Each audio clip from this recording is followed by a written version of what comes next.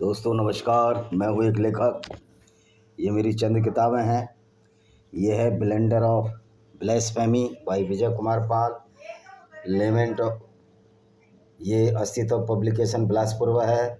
इस किताब में ये बताया गया कि किस तरह गैर मुसलमानों के साथ अबू बकर अल बगदादी ने बलात्कार किए और किस तरह से गैर मुस्लिम लोगों को पाकिस्तान और इस्लामिक कंट्रियों में सताया जाता है। ये इस किताब का फ़लसफ़ा है। तो दोस्तों इस तरह मेरी बहुत सी किताबें हैं, मैं बताता रहता हूँ। ये भी है पैरानोइया ऑफ कल्ट्स है, इसको भी आप ले सकते हैं अमेजॉन फ्लिपकार्ट पर। इस तरह मेरी बहुत सारी किताबें हैं, आप देखते जाइए, मैं बताता जाऊँगा, पढ़ते जाइए, आपको ये सारी अमेजॉन फ्लिपकार्ट पर मिल जाएंगी। और इस तरह तो बहुत सारी किताबें मैंने लिखी हैं, तो आप इसको ज़रूर पढ़ें और आपको पता लग जाएगा कि किताब किस तरह की है। तो दोस्तों ये हैं सारी किताबें, आप अमेजॉन फ्लिपकार्ट पर जाइए, रुद्रा पब्लिकेशन, अस्तित्व पब्लिकेशन और शातवा पब्लिकेशन पर ही छपी हुई हैं। तो दोस्तों आज हमारा जो चैप्टर है, जो विषय है, वो है कुरान का चैप्टर 9 आयत नंबर 28 नोट 28। तो ये चैप्टर है अल तौबा या अत तौबा। ये क्या कहता है, 28वीं आयत क्या कहती है? हे ईमान वालो, जान लो मुशरिक यानी बहुदेववादी पूरी तरह नापाक है, लिहाजा इस बात के बाद वे मक्का की पवित्र मस्जिद के पास न जाएं। अगर तुम तंगी गरीबी का डर रखते हो तो अल्लाह जल्द तुम्हें अपने फजल यानी कृपा से मालदार बना देगा। अगर वह चाहे तो अल्लाह सब कुछ जानने वाला, हिकमत वाला है। अब मक्का को भी मोहम्मद साहब ने बहुदेववादियों से लूटा था, यानी कि इस्लाम गैर मुस्लिम काफिरों के साथ खुली गुंडागर्दी है और ये लोगों की ज़मीन और जायदाद लूटने का काम करता है। इसी तरह देखो, हम मक्का की विजय बता देते हैं। आपको पता है कि मक्का बहुदेववादियों यानी कि गैर मुस्लिमों का एक पवित्र तीर्थ स्थल था, जहाँ सभी लोग सामाजिक एकता के स्वरूप रहते थे, एक दूसरे से प्यार करते थे, कोई भेदभाव नहीं था। लेकिन जैसे ही मोहम्मद ने इस्लाम को लॉन्च किया, एक मिसगाइड मिसाइल जो कि इस्लाम की है, जो गैर मुस्लिमों को कत्ल करती रही, ये अलग बात है। अब ये मिसगाइडेड मिसाइल अब इस्लाम के पोल खोल रही है, तो मुसलमान लोग इस्लाम छोड़ते जा रहे हैं। तो मोहम्मद को मदीना से, मक्का से जब मदीना निकाला गया, जो ये मौलाना कहते हैं कि मोहम्मद की जान को खतरा था इसलिए वो मदीना भागे, दोस्तों ऐसा नहीं था। मोहम्मद झूठ बोलते थे। ये एक झूठा नबी था जो बोलता था कि चांद के 2 टुकड़े कर दिए। मैं एक ऐसे जानवर पर बैठ के गया जो बुर्राक नाम का जानवर, जिसकी आंखें आदमियों जैसी और पीछे घोड़े जैसा, और उसके पिछले पैरों पर पंख लगे हुए थे। ये बिल्कुल साइंस का मैटर है कि जो अगली टांगें हैं वही पंख का रूप पक्षियों में लेती हैं। तो इसके पिछली टांगों में ऐसा जानवर तो मैंने पढ़ा नहीं। मैंने तो मास्टर डिग्री प्राणी विज्ञान में ली है, जूलॉजी में ली है, तो इस तरह का मास्टर पढ़ा नहीं। और मोहम्मद ने उस मस्जिद में भी नमाज़ पढ़ ली जो मोहम्मद के ज़माने में बनी नहीं थी, जिसको अल-अक़सा मस्जिद कहते हैं, जो आज लड़ाई का केंद्र बन चुकी है। तो दोस्तों ये मोहम्मद झूठ बोलता था, तो इसलिए हम इसको झूठा नबी कहते हैं। और ये मक्का से जो मदीना गया, ये कह रहा है कि मेरे को जान का खतरा था। इसने 10 साल में जब 600, इसको 500, ये जब 40 साल के हुए, एकदम 570, 610 में इसको एक झूठी भई आई, झूठे अल्लाह के नाम पर, झूठे जिब्राइल के नाम पर, उसका मैंने कल वीडियो डाला है। तो ये मदीना कैसे चला गया साबुत हाथ पैर, क्योंकि सिर्फ 80-85 लोग ही मुसलमान बने थे उस समय। वो चाहते तो जब ही मार देते। वस्तुस्थिति है कि मोहम्मद के चाचा अबू तालिब के पास ये लोग गए, कहे तुम्हारे मोहम्मद झूठ बोलता है, इस तरह की बातें बर्दाश्त नहीं है। तो जब मोहम्मद को कोई इज्जत नहीं मिली, ये खुद ही मक्का से मदीना चला गया। उसके पहले ये तैफ भी गया था, जहाँ इसको पत्थर पड़े। अब बताओ, ऐसे पैगंबर को जो काफिले लूटता रहा, पत्थर नहीं पड़ेंगे तो और क्या पड़ेंगे झूठ बोलने वाले को। तो अभी जो कुरान जलाई जा रही हैं, ये बहुत ही अच्छी बात है, वस्तुस्थिति है। तो देखिए 628 में मक्का के कुरैश कबीले और मदीना के मुसलमानों ने हुदैबिया नाम की संधि की। हालांकि 630 में कुरैश के एक सहयोगी बनु बकर द्वारा बनु खजा, जिसने हाल में ही मुसलमानों के साथ गठबंधन किया था, के विरुद्ध आक्रमण के परिणामस्वरूप हुदैबिया की संधि बंद हो गई। होता कहा था कि मोहम्मद खुद संधि करता था और काफिले लूटता था। जब काफिले लूटता था तो संधि खत्म हो जाती थी। अब ये मक्का पर कैसे कब्जा किया, इसने क्या किया ये देखिए। ये मौला मुसलमान तो अपने लिए ये कहेंगे ही कि मोहम्मद बहुत अच्छा था। जब बनु खुजा ने अपने मुस्लिम सहयोगियों से मुआवजा मांगा तो मोहम्मद ने उनके नेता के रूप में संधि के उल्लंघन और पवित्र क्षेत्र में उनके साथ आए लोगों की मौत के लिए तत्काल मुआवजा देने पर जोर दिया। 3 मांगे रखी गई जिसमें किसी एक को स्वीकार किया जाना अनिवार्य था। बनु खुजा के पीड़ितों के लिए रक्तदान का प्रमाण एंड ब्लड मनी, किसी को भी कत्ल कर दो और उसके बदले धन दे दो। बनु बकर के साथ गठबंधन की समाप्ति, संधि का निरस्तीकरण। अब इसने क्या किया ये देखिए। घटना के बाद अबू सुफियान इर्ब युद्ध विराम समझौते पर फिर से बातचीत करने के इरादे से मदीना गए। अबू इबन हर्ब वो व्यक्ति था जिसके काफिले लूटने की कोशिश मोहम्मद ने की, कई बार की, और वे सीधे अपनी बेटी हबीबा जो मोहम्मद की पत्नी भी थी घर गए। घर में प्रवेश करते ही अबू सुफियान ने मोहम्मद के कालीन पर बैठने की कोशिश की। हालांकि उनकी बेटी हबीबा ने तुरंत उसे मोड़ दिया। बेटी अबू सुफियान ने कहा, मुझे समझ में नहीं आ रहा तुम्हें कालीन मेरे से ज़्यादा अच्छा लगता है या मैं कालीन के लिए ज़्यादा अच्छी हूँ। हबीबा ने जवाब दिया, अल्लाह के रसूल का कालीन है, तुम एक नापाक मुशरिक है। यानी कि देखिए कि इस्लाम किस तरह लोगों को बेवकूफ़ बनाता है। अगर आप मुसलमान बन जाते हैं तो सबसे नफरत करने लगते हैं। अबू सुफियान इब्राहिम ने मोहम्मद से मुलाकात की, हालांकि वो मोहम्मद की चालों से वाकिफ था। अब मोहम्मद ने क्या किया देखिए। अल तबरी के अनुसार वाचा के उल्लंघन की मतलब संधि के उल्लंघन की खबर मिलने से 3 दिन पहले मोहम्मद ने अपनी पत्नी आयशा को सैन्य अभियान की तैयारी करने का निर्देश दिया। 630 में आयशा कितनी बड़ी थी, 632 में तो ये मरी गया, 16 साल की वो लड़की थी। तो लास्ट में क्या हुआ, मोहम्मद ने रमज़ान के महीने में 10वें दिन मोहम्मद 10,000 सैनिकों वाली सेना के साथ मक्का की ओर रवाना हुआ। यह उस समय तक इकट्ठी हुई सबसे बड़ी मुस्लिम सेना थी। मोहम्मद ने अपनी अनुपस्थिति के दौरान अबू रहम अल गिफारी को मदीना के मामलों का संरक्षण नियुक्त किया। जैसे वो मक्का की ओर बढ़े, अल अब्बास बिन अब्दुल मुत्तलिब और उनका परिवार अल जुहफा नाम स्थान पर मोहम्मद और उसकी सेना में शामिल हो गए। अल अमत्ता पहुंचने पर मुसलमानों का सामना अबू सुफियान बिन अल हरित के साथ हुआ और अब्दुल्ला बिन उमिया से हुआ जो मोहम्मद के चचेरे भाई थे। हालांकि मुसलमानों के प्रति उनके पिछले कार्यों और नकारात्मक रवैयों के कारण उन्हें खुले हाथों से प्राप्त नहीं किया था। अब क्या किया, मुस्लिम सेना मक्का की ओर बढ़ी। ये देखिए मक्का में प्रवेश। मोहम्मद ने मक्का में सैन्य अभियान के लिए अग्रिम तैयारी की। उन्होंने खालिद बिन अलीद को सेना के दाहिने हिस्से का नेता नियुक्त किया। अब मोहम्मद काबा में प्रवेश करते हैं, अरब की मूर्तियों को नष्ट कर देते हैं।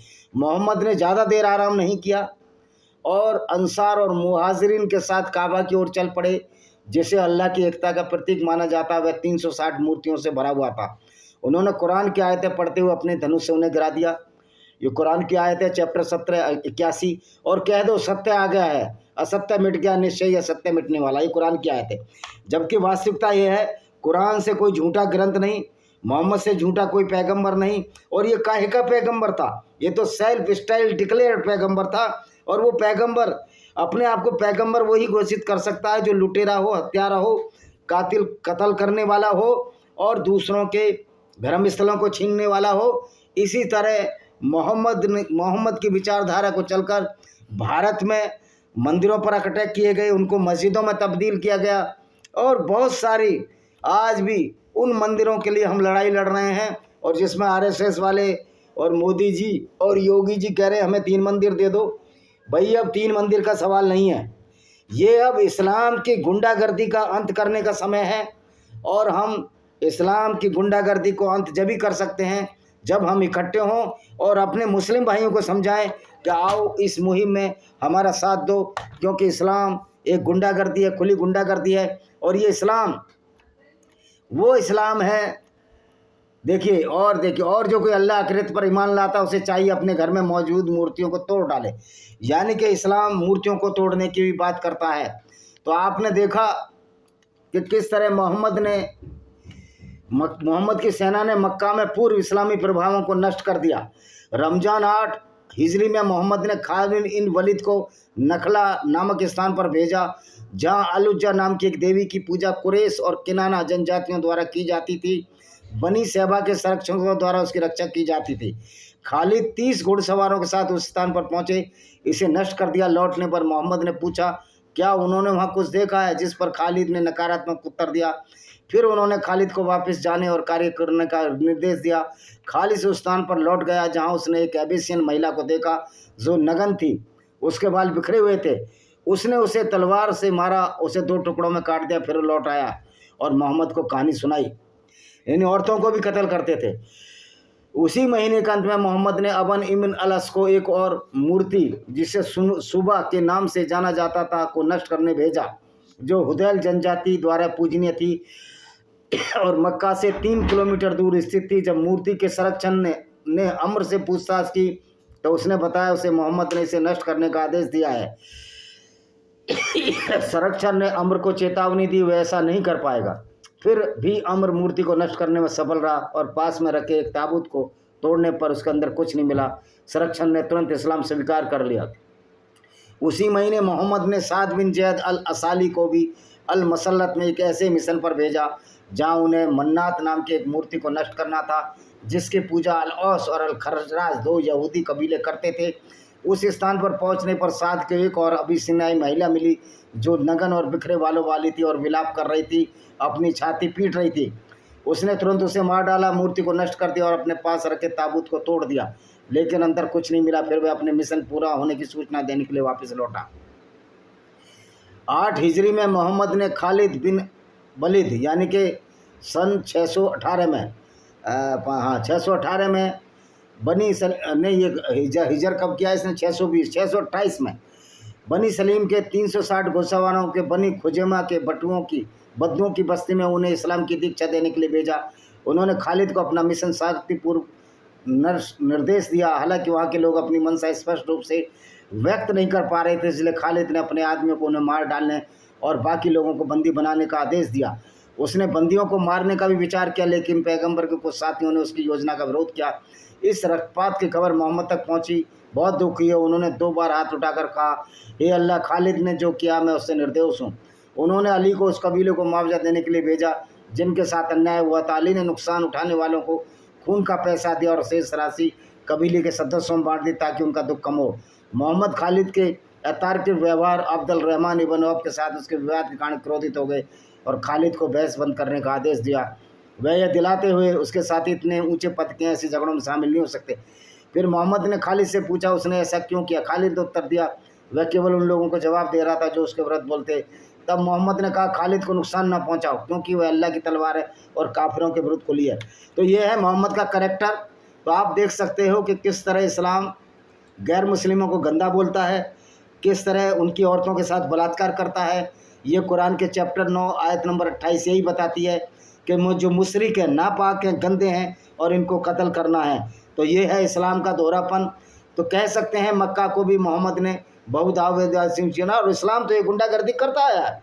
इस्लाम तो एक खुली गुंडागर्दी है गैर मुस्लिमों के खिलाफ। इन्होंने यहूदियों के मंदिर तोड़े, इन्होंने सिनेगोग तोड़े, इसने सिनेगोग यहूदियों के तोड़े, इन्होंने बहुत सारे मंदिर तोड़े, हमारे हिंदुओं के मंदिर तोड़े, चर्च तोड़े।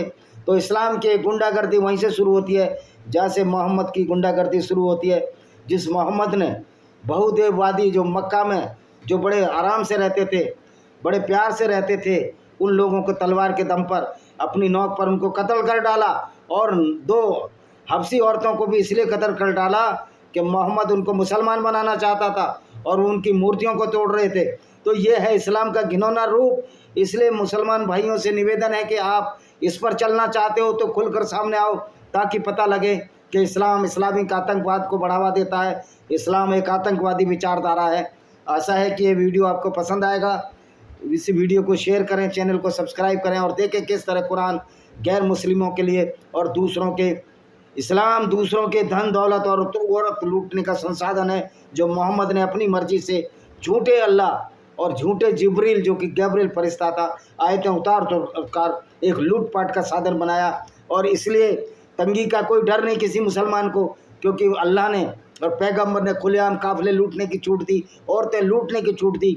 तो ये वस्तुत ये जो विचारधारा, जो इस्लाम की विचारधारा सिर्फ काम वासना की पूर्ति और धन लिप्सा की पूर्ति के लिए बनाया गया, और वैसे ही कहते हैं कि दुनिया तो आखिरत की दुनिया है, इसके बाद सब कुछ मिलना है। भाई कुछ भी नहीं मिलना, ये झूठ और फरेब का जाल हमारे मुस्लिमों को समझना चाहिए।